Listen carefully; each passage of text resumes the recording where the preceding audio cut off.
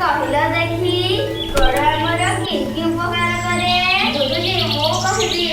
ମୁଁ ହଉଛି ମାଙ୍କଡ଼। ଗୋଡ଼ରେ ଆମେ ଚାଲୁ, ଗୋଡ଼ରେ ଆମେ ଖେଳୁ, ଗୋଡ଼ରେ ଆମେ ଦୌଡୁ।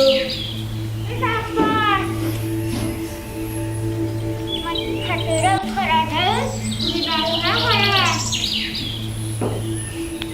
ହଁ ପିଲାମାନେ, ସାପ ପରି ଜିଆ, ମାଛ, ଗେଣ୍ଡା ଓ ଜକର ବି ଗୋଡ଼ ନାହିଁ। ମୁଁ ହେଉଛି ମୟୂର। ମୋର ଦୁଇଟି ଗୋଡ଼ ଅଛି। ମୋ ପରି ମଧ୍ୟ ସବୁ ପକ୍ଷୀମାନଙ୍କର ଦୁଇଟି ଗୋଡ଼ ଅଛି। ମଣିଷର ବି ଦୁଇଟି ଗୋଡ଼ ଅଛି। ମୁଁ ହଉଛି ଭାଲୁ, ମୋର 4ଟି ଗୋଡ଼ ଅଛି। ସିଂହ, ଠେକୁଆ, ବିଲୁଆ ଭାଇମାନଙ୍କର ବି 4ଟି ଲେଖାଏଁ ଗୋଡ଼ ଅଛି। ହଉଛି ମାଙ୍କଡ଼, ମୋର ବି 4ଟି ଗୋଡ଼ ଅଛି। ମୋ ଆଗ 2 ଗୋଡ଼କୁ ମୁଁ ହାତ ପରି କାମରେ ଲଗାଏ। ମୁଁ ହେଲା ହାତୀ। ମୋର 5ଟି ଗୋଡ଼ ବୋଲି ଭାବୁଛ କି? ନା, ମୋର ବି 4ଟି ଗୋଡ଼।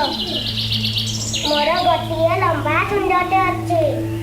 ଏଥର କହିଲ ପିଲାମାନେ, ମଶା ମାଛିଙ୍କର କେତୋଟି ଗୋଡ଼? ମୁଁ କହିବି।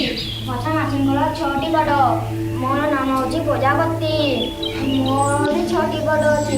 ଚିଙ୍ଗୁଡ଼ି, ଗଣ୍ଡା, ମହୁମାଛି, ମୋର ବି 6ଟି ଗୋଡ଼ ଅଛି। ଏଥର କହିଲ କାହାର 8ଟି ଗୋଡ଼ ଅଛି? ମୁଁ କହିବି। ମୁଁ ହେଉଛି ବୁଢ଼ିଆଣୀ। ମୋର 8ଟି ଗୋଡ଼ ଅଛି। ମଗରି ମାଙ୍କଡ଼ଟାର ବି 8ଟି ଗୋଡ଼। ଆମେ ଜାଲ ବୁଣି ସେଠାରେ ରହୁ। ବହୁତ ଭଲ ପିଲାମାନେ, ତୁମେମାନେ ଜାଣିଛ କି ଏକ କୀଟ ଅଛି ଯାହାର 30ରୁ 382 ପର୍ଯ୍ୟନ୍ତ ଗୋଡ଼ ହୋଇପାରେ?